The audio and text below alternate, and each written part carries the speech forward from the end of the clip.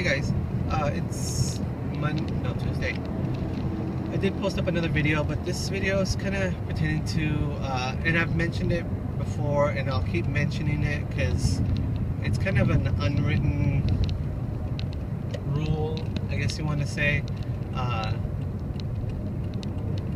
meaning relationships with cashiers, whatever store it might be. You know, if there's a store that you normally go to all the time, you know, developing relationships, however it might go, whether it's finding out, you know, a little bit of their background, or being nice, being sociable, whatever it is, to get to know them a little bit more, or just talk to them about, in general, you know, about coupons. I mean, there are some cashiers in some locations that, you know, there's some of them that just want to know what the deals are, what's a good deal out there.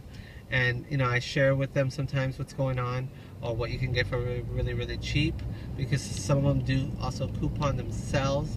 Maybe not as major as some of us, but they do coupon, so it is helpful to them if you share with them the deal that's going on. You know, building relationships with them, you know, if you see them on their off hours at another store, or you see them there, you know, just saying, holler at them and just saying, hi, how's it going? You know, whatever it might be, just to get friendly with them in a sense, so that you don't have issues or problems when you're doing transactions. You know, I've been shopping a lot more at Target, but, you know, I love my CVS, and I love my, I'm starting to love Rite Aid. You know, CVS, I started off with CVS, starting off in couponing, so, you know, get to know your relationships with your cashiers. You know, if you ever want to pass them some coupons, it's great. It's a great way of, you know, breaking the ice, or, you know, just, you know, if they mention a coupon, and, you know, letting them know, you know, oh yeah, we got this coupon last week. Or if you have extra, hand them some extra coupons. I mean, some locations are a little bit more strict, you know, and it just kind of depends on where they're at in the store to hand them coupons. Like if they're behind the register, sometimes, you know, and the manager's around, they might frown upon it. You know, if they're just stocking shelves and stuff like that, and you know, and you know about, you know, a good coupon like the Almay. Everybody knows, everybody wants Almay coupons. And if you have a couple extra, hand them over to your cashiers, because, you know, they help you out with your transactions, and, you know, it gives just a good relationship with them, and they make things pleasant for you, so that when you do a transaction, you know, they don't make issues for you, or they just help smooth things over with your transaction. So, you know, whether a coupon's not scanning, and, you know, you have those cashiers that they say, well, this coupon's not scanning, so I can't do that in this transaction, and they screw things up for you. You know, if you have a relationship with them, you know, it's just human nature to be nice right back, especially for those who help you, you help them, and it makes things, you know, pleasant overall. So, you know, whatever it might be that you might do, whether it's, you know, getting to know their background a little bit, or like I have a relationship with one of my cashiers, you know, she's cool, she's nice, she helps me out all the time, you know, and, you know, she's just always been that way. I didn't do anything at first to, you know, make her like me or anything like that. You know, I seen her kids in the store, and I said hi, you know, in their off hours, she stopped by the store, and, you know, that's just what people do. You know, they hang around sometimes with their job, and or just pick up some things from their job because they know they get discounts and stuff. So, you know, just this week I handed her a bunch of Almay coupons, because I had some, and I knew I had some more at home, so I gave her all the coupons that I had left. I think there were like 14 or 15 coupons, and because you know, she asked about it, she's like, oh, this is a good coupon, and I told her, yeah, we just got some. And I told her, I told her when she was at the front of the store, because she was helping me out in the transaction, and she asked me, you know, she said that was a good coupon, and I said, yeah, it's you know, pretty much free products this week, and I told her, I was like, you know, a friend of mine has a bunch of these, I'm gonna get some more, did you want some?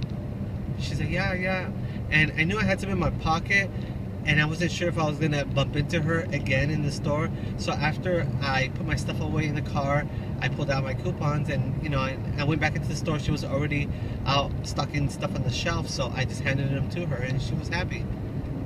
Whatever little thing you can do to build relationships with them, whether it's just talking to them, being patient and waiting in line without giving the attitude or being snobby, or letting them do the two little things that they're having to do before they finish or get your transaction started.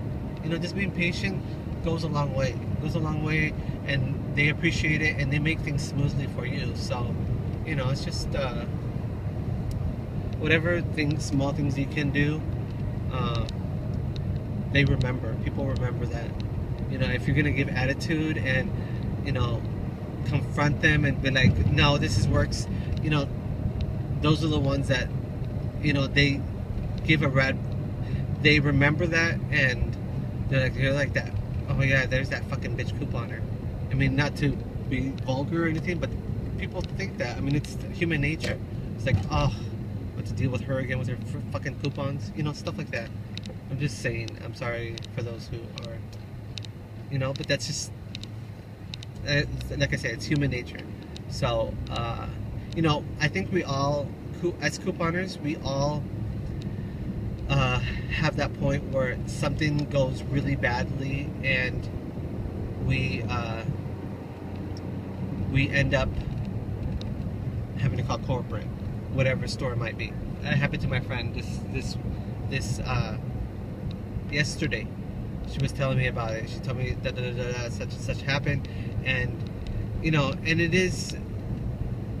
it was a cashier, and she was one of the managers that was on the floor, but she was behind the register, and I think she was just a lead. I don't think she was an actual manager, and she was one of the cashiers that was working with my friend.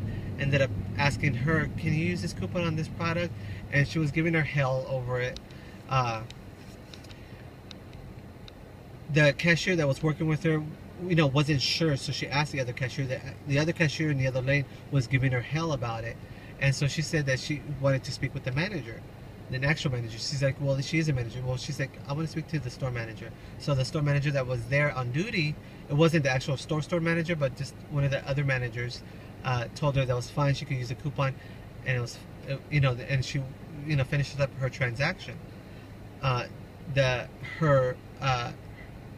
Her other family member that also was doing a transaction after her, overheard the cashier in the other lane was talking to the customer and was bad mouthing my friend, and it's just not something you do. If you've ever been in customer service, you don't do that. So she heard about it, and so she went ahead and she said, no, I'm gonna call corporate. This is not right. You're not supposed to badmouth customers, and that, because even if a cashier tells me says stuff like that to me, I just like, I just go along with it, but I know it's not right. You don't talk about other people, especially if you're in customer service. And my friend knows that because she's worked in customer service for years. She's worked for Target. She's worked for Walmart. I mean, not Walmart, Kmart. So, she's gonna call corporate, and she got her name, and she was gonna tell them what exactly happened, and the experience that she had, because it was very negative overall. And then on top of that, to talk to other customers about her, it's just not something you do.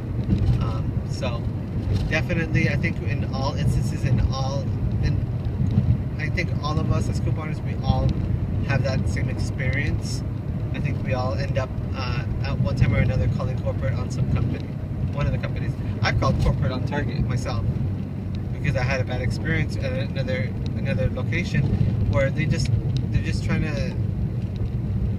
trying to do shady things when it's not shady, and they're trying to make their own coupon policy over stuff. And so I think we all can relate.